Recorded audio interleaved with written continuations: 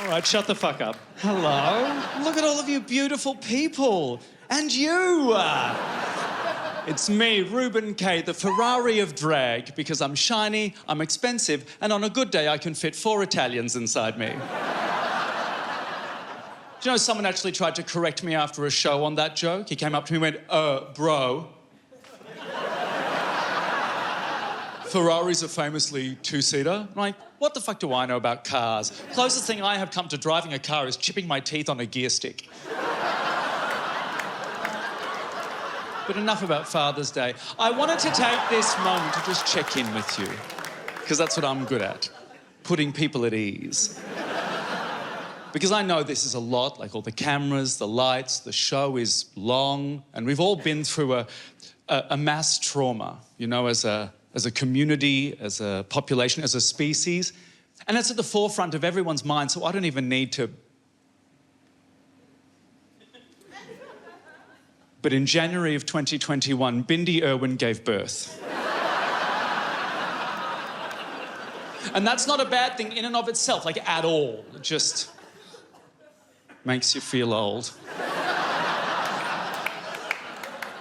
And at the time, the tabloids started up the rumour mill. They cranked that shit up to 11. They were like, oh, it's going to be twins, it's going to be twins, it's going to be twins. No one could shut up about it. And it's hard for me not to take something like that personally. Because when I had 2 people in me, no one gave a shit.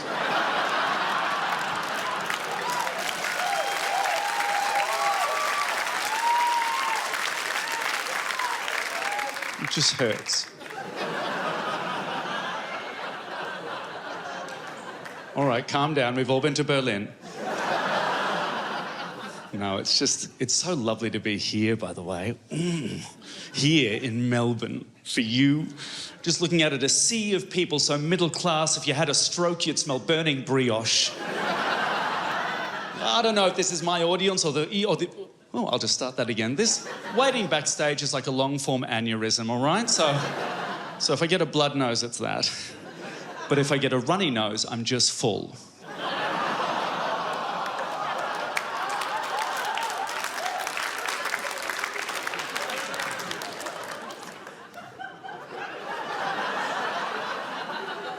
I don't know if this is my audience or the ESOP customer base, but I'm getting top notes of Mandarin, ylang-ylang, and negative gearing. Look at you clapping with your investment property. I'm part of the problem and I love it. No, it's really lovely to just be here, you know, in this gorge... Here. It'll be nicer when it's finished. Just here, like in a venue, like a venue that's close to the inner city, with an audience and lights and a vibe that hasn't been sold to Hillsong. Who knew? I mean, we're all across Hillsong, you know, Pentecostal, evangelical, megachurch pop group bank, right? And you know, of course, Hillsong bought Festival Hall.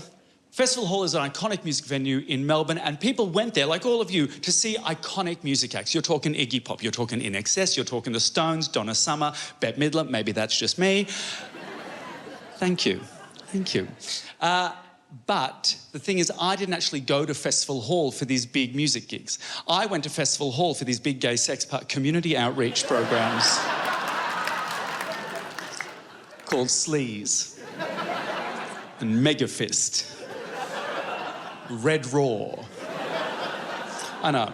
Say what you like about our community, but we really call a fuck party a spade. And so for me, the sale of Festival Hall is somewhat bittersweet, I guess. Because on the one hand, it's another loss of a mainstay LGBTQIA++ space.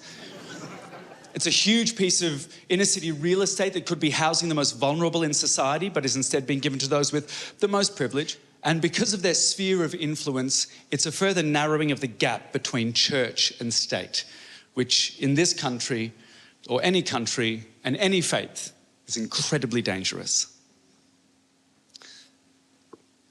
But on the other hand, the community of Hillsong will now be singing heartfelt hymns to Jesus and abstinence. In the same room I got cream pied up against the speaker stack.